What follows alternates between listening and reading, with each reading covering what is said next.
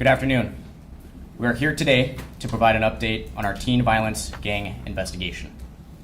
Speaking today in this order will be Gilbert Police Chief Mike Solberg, Major Brant Benham with the Arizona Department of Public Safety, Gilbert Police Sergeant Dave Gale, and Pinal County Lieutenant Leo Aparicio. We have provided you with a list of participating agencies, names, and spellings. At the conclusion of our briefing, we will take questions limited only to our gang investigation. Questions related to other investigations will need to be addressed directly through the agency's public information officer. With that, Chief Solberg. Thank you. Thank you for being here today as we provide an update on our investigation into the group teen violence cases in the East Valley. I'm Mike Solberg, Police Chief with the Gilbert Police Department. Preston Lord's death has highlighted the issues of teen violence that has affected so many of our communities.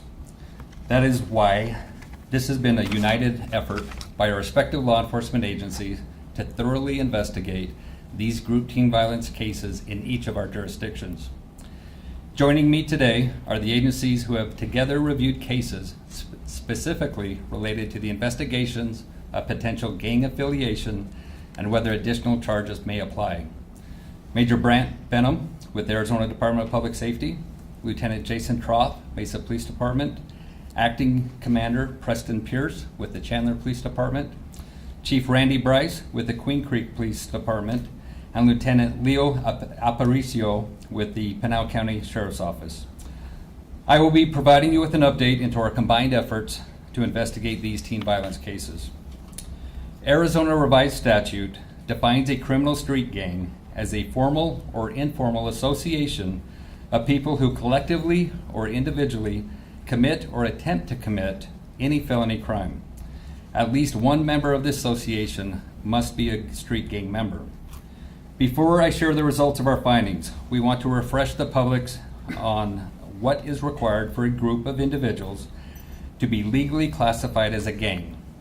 On the screen behind me is the criteria that must be met under Arizona state law. As you can see, this simple act of creating a name and calling oneself by that name is not enough in and of itself to qualify for gang status. Here to provide additional information is Major Benham with Arizona Department of Public Safety, the agency responsible for the State Gang Task Force. Major Benham. Thank you, Chief. Per Arizona Revised Statute, a criminal street gang member means an individual to whom at least two of the following 7 criteria that indicate criminal street gang membership apply. A, self-proclamation. B, witness, testimony, or official statement.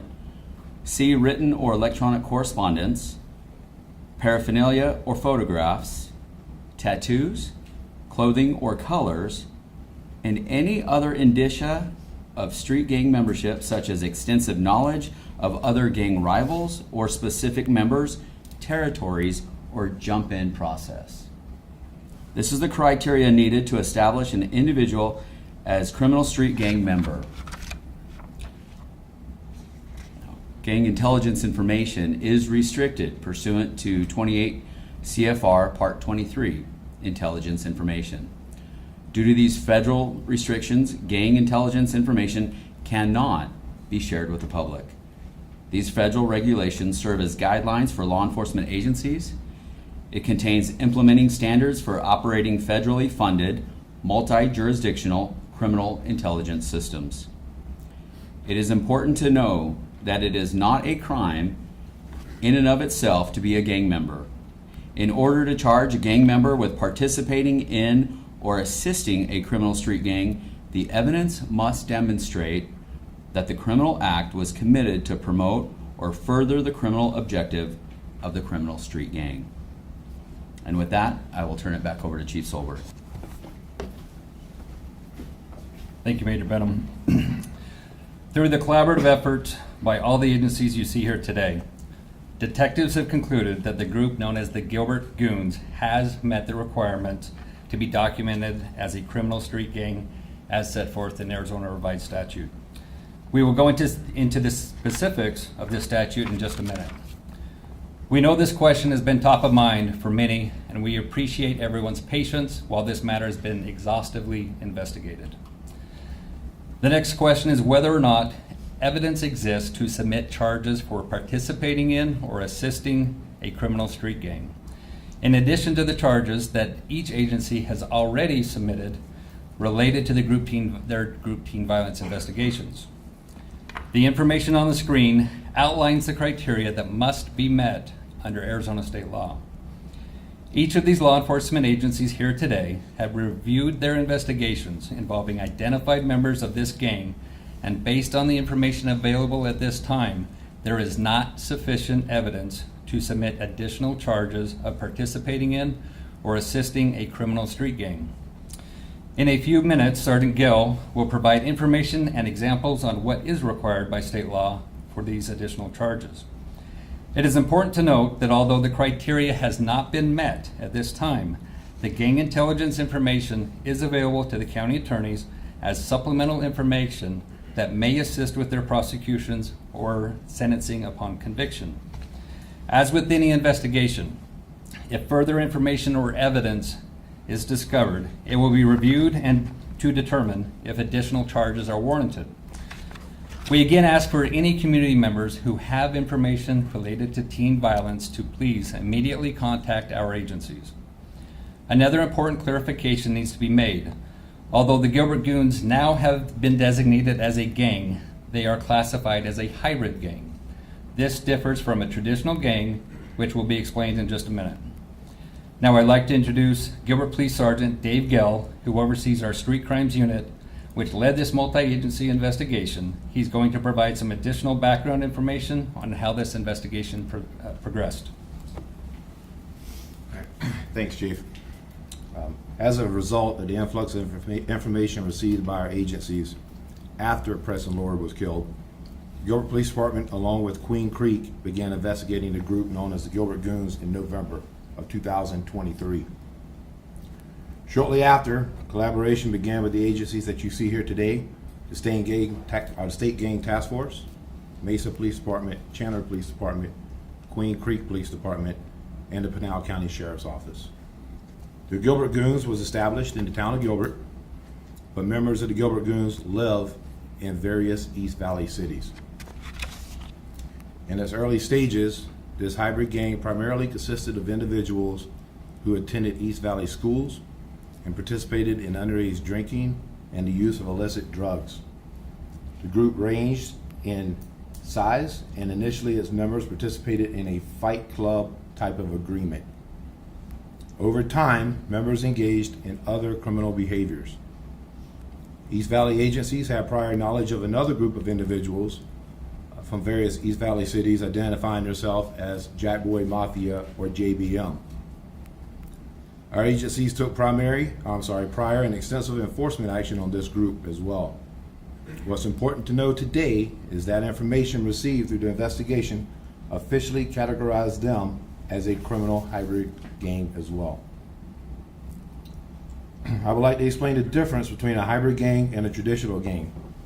As you can see on the slides behind us, you have a hybrid gang and a traditional gang. Hybrid gangs are very hard to document as a street gang. As you know, your traditional gang usually has one race or one ethnicity, and they have a territory that they claim. Hybrid gangs are usually mixed gender, mixed races, and all various ages. Also, your traditional gang has a code of conduct typically. Hybrid gangs are mostly juvenile gangs, and they have no code of conduct or no hierarchy. The members also claim and participate in multiple gangs in your hybrid gangs. This is done to stall law enforcement on the documentation process, where traditional gangs, they stuck to their territory or their barrios or whatever they have, and they were proud of their gang name. Hybrid gangs also work with other criminal gangs that you may not see. You may see a car full of different gang members together in a hybrid gang, where traditionally you wouldn't see that. There's no specific colors, symbols, hand signs, territories, or anything such as that in a hybrid gang, where traditional gangs usually had a standard color, a gang sign, or something to that. And the hybrid gang is always evolving. and the names are changing. Since November 2023, detectives conducted more than 100 interviews and spent hundreds of hours reviewing video footage, social media posts, and other evidence shared with the police department. It's important to know that all the group teen violence cases involve members of these two, not all of the group teen violence cases involve members of these two identified street gangs. None of these combined investigations by any of these agencies has shown the necessary evidence to support charging participating in or assisting a criminal street gang. To charge participating in a criminal street gang, you must prove the involved subject or subjects committed a felony offense in furtherance of the criminal street gang. I'll provide an example. We'll talk about a documented gang member that we know standing on the corner selling illicit drugs. The money he makes from those drug sales, if he keeps it for himself and pays the bills at his house and gives no money to the gang, is not a gang charge. He's not participating in the gang. However, if he sells those drugs, takes that money, gives it to the gang, and the gang utilizes those funds to further promote that gang's agenda, now he or she could be charged in participating and assisting a criminal street gang.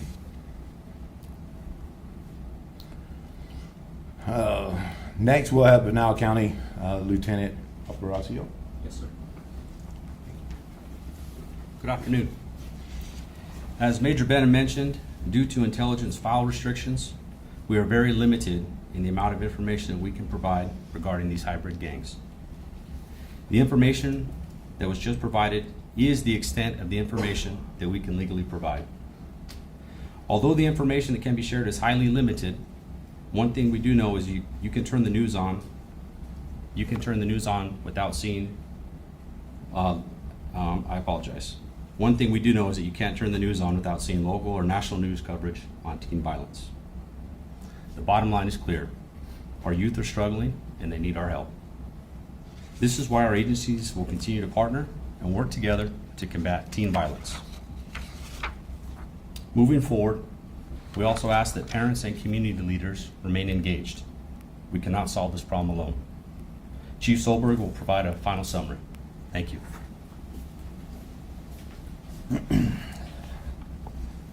Let me clarify an important fact. There have been numerous media stories that have inaccurately portrayed all of these teen violence cases as being goon related.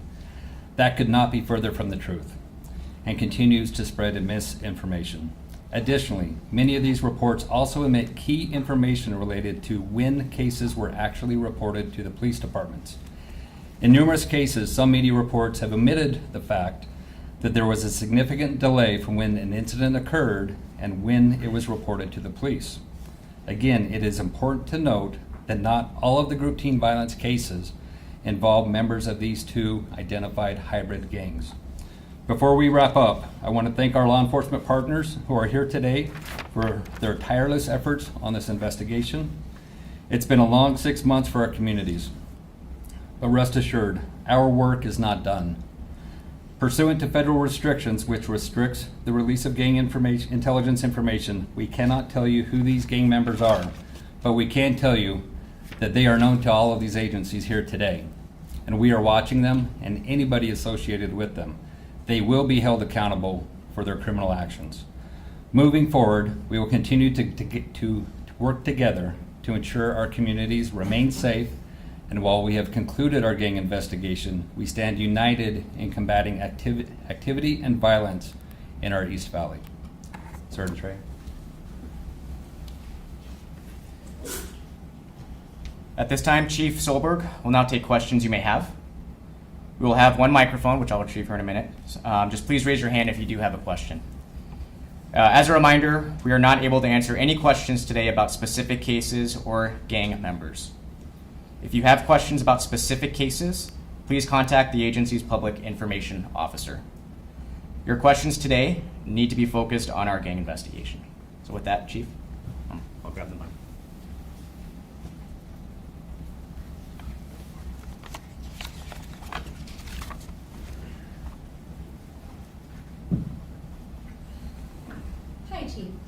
I'm Bianca Bono with Channel 12, for those I haven't met. I want to go back to the example that was given about the gang member who was selling drugs on the street corner. If there were multiple gang members all belonging to the same gang, all selling drugs together on the corner, would that then lead to gang charges? So each case is unique. We would have to look at the evidence available to show that whether it's one person or 5 people, what, as the Sergeant mentioned, what are they doing with those proceeds? How is it facilitating that gang or that criminal syndicate? In any case, whether it's drugs, assaults, or any felony act, we have to show that connection between that felony act and the furtherance of a gang or the criminal syndicate. So we've got to look at the evidence. So I can't just say you need this number or you need this or that. We have to look at all of the evidence, build our case to show their actions are in furtherance of the criminal activity of that gang.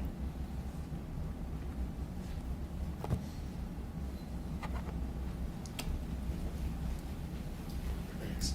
Chief, I'm Morgan Lowe from Channel 5 and Channel 3. Question here. It sounds like you're saying that there were at least these 2 hybrid gangs operating on your streets. By looking at the dates on the cases, this has been going on for a while. How do you explain the disconnect between what your officers were seeing and the fact that they missed that there were these 2 gangs operating on your streets? Does that disconnect concern you? So I would not describe it as a disconnect. I would say that the investigations not only our agency and other agencies had, we were actively working teen violence cases. And the information that we had prior to Preston Lord's death was much different than what we have now. We mentioned in our statement that we had information about the Jack Boy Mafia. They were not identified as a criminal street gang at that time. And we were actively pursuing charges on those individuals as a group, not as a gang. And as we had additional cases, we continued to investigate those regardless of their gang affiliation. There was no mention, as I've mentioned numerous times, prior to Preston Lord, there was not a mention of the Gilbert Goons in any of our investigations.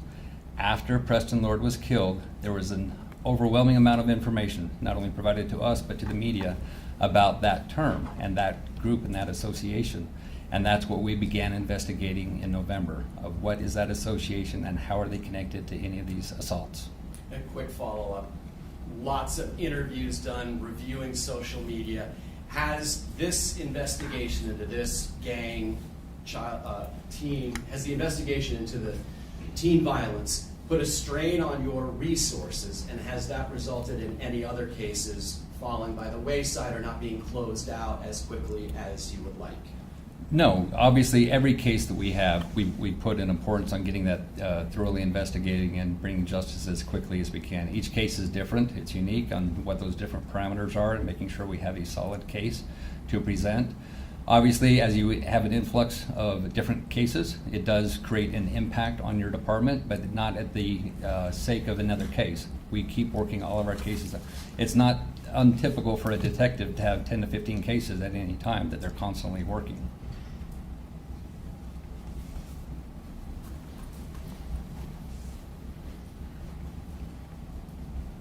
Chief Silver, can you explain if there aren't going to be if they're not labeled a criminal street gang, and you can't get enhancements on the ones that you've locked up already, or the ones that are facing charges in the beatings and the murder of Preston Lord, what is classifying them as a hybrid criminal gang do for you in cases ongoing and upcoming?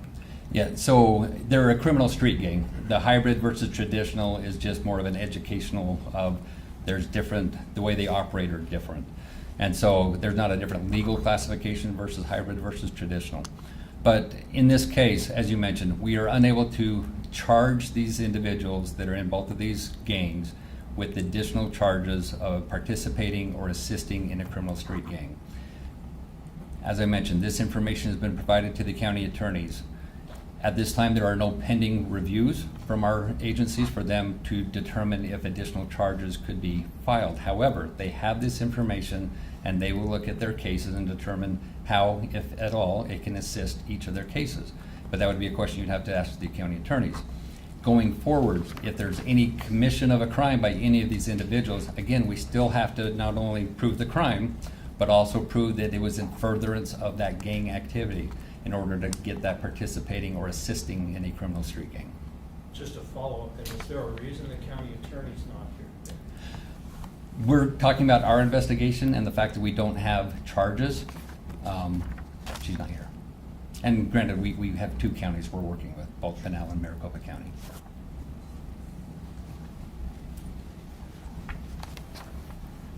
Hi, Ashley Holden with ABC15. I just want to clarify a little bit of the timeline. So when did your officers first maybe take a report or hear about Jack Boy Mafia or the Gilbert Goons or the term goon? So Jack Boy Mafia, I don't have the exact date that we started receiving that information, but I can tell you we were aware of them, but they weren't a gang. There was a group of individuals that had been using that name, but they did not meet the criteria for a gang at that time. And so we had numerous cases that we had been investigating with them over the past couple of years. And then with the Gilbert Goons, as I mentioned, after Preston Lord was killed, that's when we started receiving the information and we started investigating in November of 2023. And just a follow-up on that, could more have been done if you were aware of Jack Boy Mafia to stop this hybrid gang from becoming possibly hybrid or to prevent the assaults that the East Valley has seen? So with the Jack Boy Mafia, as I mentioned, we were aware of them. They weren't a gang. It didn't change the way we conducted our investigation into them. We made arrests of those individuals. As I mentioned, as we talked about, we can't identify who those individuals are on either side, but we actively worked those cases and made arrests throughout the last year and a half in those cases. I have 2 more questions. Hi, Chief. Casey Gordon with Channels 3 and 5. You said you can't tell us the names of who has been linked to these 2 hybrid gangs, but can you tell us how many from the arrests that you've done have been linked to these gangs, and then how many more arrests do you expect to make in connection to them? I cannot. So due to the restrictions of the criminal gang information, I can't reveal how many, who they are, where they live, where they go to school, if they're out of school. I can't reveal that information. But what I can tell you is that we do know that information, all of our agencies. And any activity that they commit, they will be held accountable. And we will pursue, if possible, the criminal street gang charges. All right, this will be the final question.